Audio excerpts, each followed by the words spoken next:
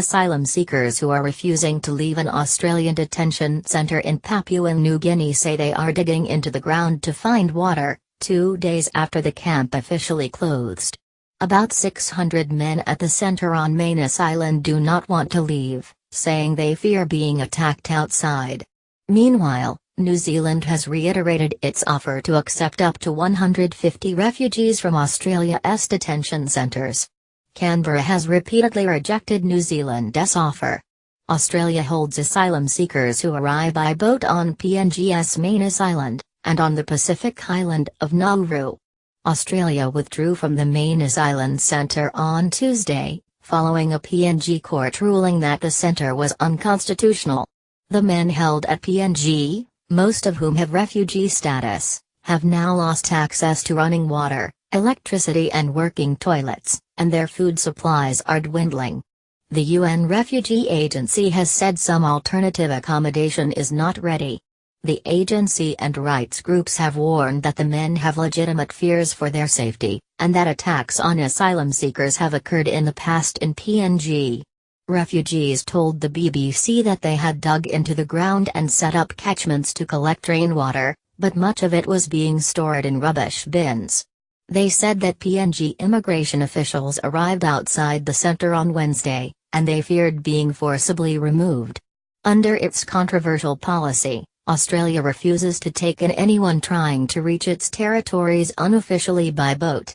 The government says its policy prevents human trafficking and deaths at sea.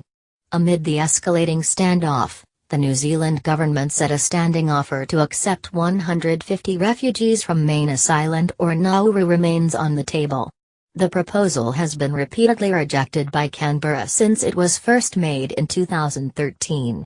I think anyone would look at a situation like that and see the human face of what is an issue that New Zealand is in the lucky position of not having to struggle with, and Australia has, New Zealand Prime Minister Jacinda Ardern said on Thursday.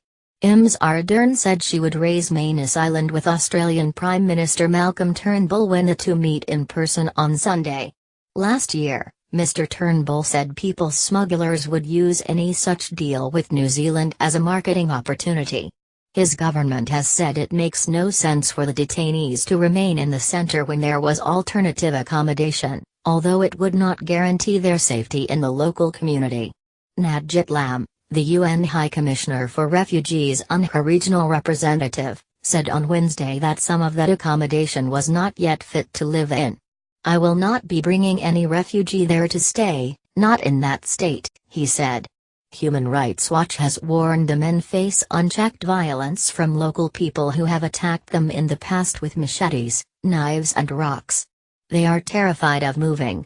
Further bloodshed is likely if they move to less secure facilities in the main town, Human Rights Watch Australia Director Elaine Pearson said on Wednesday.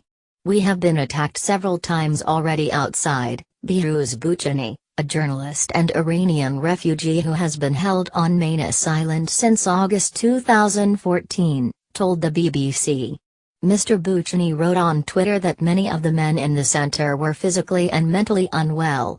A refugee has harmed himself with a razor. He cut his wrist and chest. Physically he's good now but mentally is out of control. End of Twitter post by @Behrouz Bouchani. Nick McKim, an Australian senator currently on Manus Island, said he was witnessing a human rights emergency. He said the facilities are not ready for habitation. The Australian government has repeatedly said the men's safety is the responsibility of the PNG government. However, PNG has said it is Australia's responsibility to support them. The UNHCR has also repeated that claim.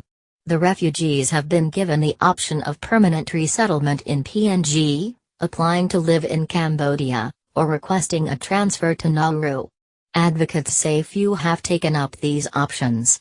Some men already in the temporary accommodation were comfortably accessing services and support there, Australia's Department for Immigration and Border Protection has said. A resettlement deal struck with the Obama administration in 2016 saw the U.S. agree to take up to 1,250 refugees from the PNG and Nauru centers. Last month, about 50 of them became the first to be accepted by the U.S. under the deal. The agreement, which is being administered by the UNHCR, is prioritizing women, children and families and other refugees found to be the most vulnerable. Manus Island has held only men. However, the U.S. has not given an estimate of how long the application process will take, and it is not obliged to accept all of them.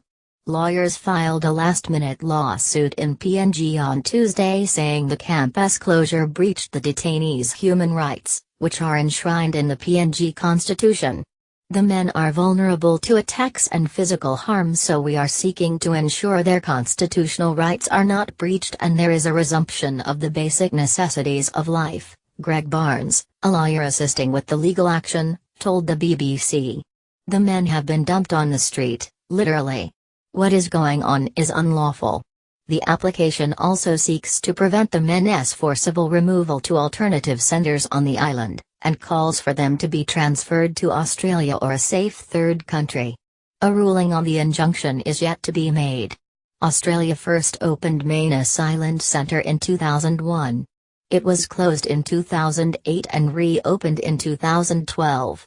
6 asylum seekers have died since 2013. Including Iranian man Reza Barati, who was murdered during a riot. Earlier this year, the government offered compensation totaling $41 million, $53 million to asylum seekers and refugees detained on Manus Island who alleged they had suffered harm while there. The lawsuit alleged that detainees had been housed in inhumane conditions below Australian standards, given inadequate medical treatment and exposed to systemic abuse and violence. The government called the financial settlement prudent, but denied wrongdoing.